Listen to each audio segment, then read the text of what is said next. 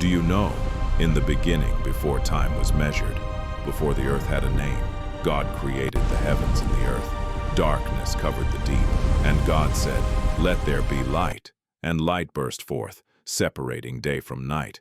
God formed the land and the seas, the sky above and the creatures below. And when the world was ready, God formed a man from the dust of the ground. He breathed into him the breath of life, and the man became a living soul. His name was Adam. God placed Adam in a beautiful garden called Eden, a paradise filled with flowing rivers, trees heavy with fruit, and peace beyond human understanding. Adam was given purpose, to care for the garden and to rule over every living creature. You may eat freely from every tree in the garden, but from the tree of the knowledge of good and evil you must not eat. But God saw that Adam was alone, so God caused Adam to fall into a deep sleep. And from Adam's side, God formed a woman. When Adam awoke and saw her, he rejoiced. "This is bone of my bones and flesh of my flesh." Her name was Eve. Adam and Eve lived together in the garden, naked and unashamed, walking freely with God in perfect harmony. But among all the creatures was a serpent, more cunning than any other. One day the serpent spoke to Eve and said, "Did God really say you must not eat from every tree in the garden?"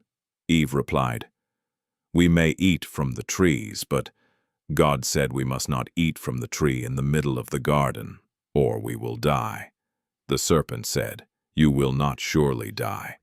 God knows that when you eat it, your eyes will be opened, and you will be like God, knowing good and evil." Eve looked at the fruit.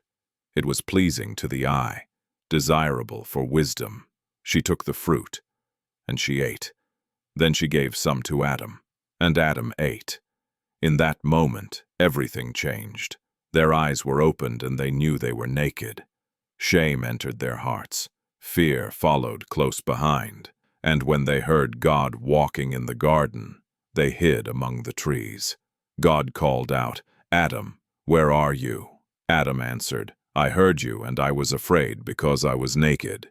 God said, "Have you eaten from the tree I commanded you not to eat from?" Adam blamed Eve. Eve blamed the serpent, and sin entered the world. God spoke judgment. The serpent was cursed. The woman would know pain and sorrow. The man would toil against the ground all his days. God said, "From dust you were formed, and to dust you shall return." Yet even in judgment, God showed mercy. God clothed Adam and Eve, covering their shame. Then he sent them out of the Garden of Eden, so they would not eat from the tree of life and live forever in a fallen state. An angel stood at the entrance with a flaming sword, guarding the way back. Adam and Eve stepped into a broken world, a world of hardship, pain, and loss. But they did not walk without hope, for God had promised that one day the offspring of the woman would crush the serpent's head. And so the story of humanity began with a fall, but also with a promise of redemption.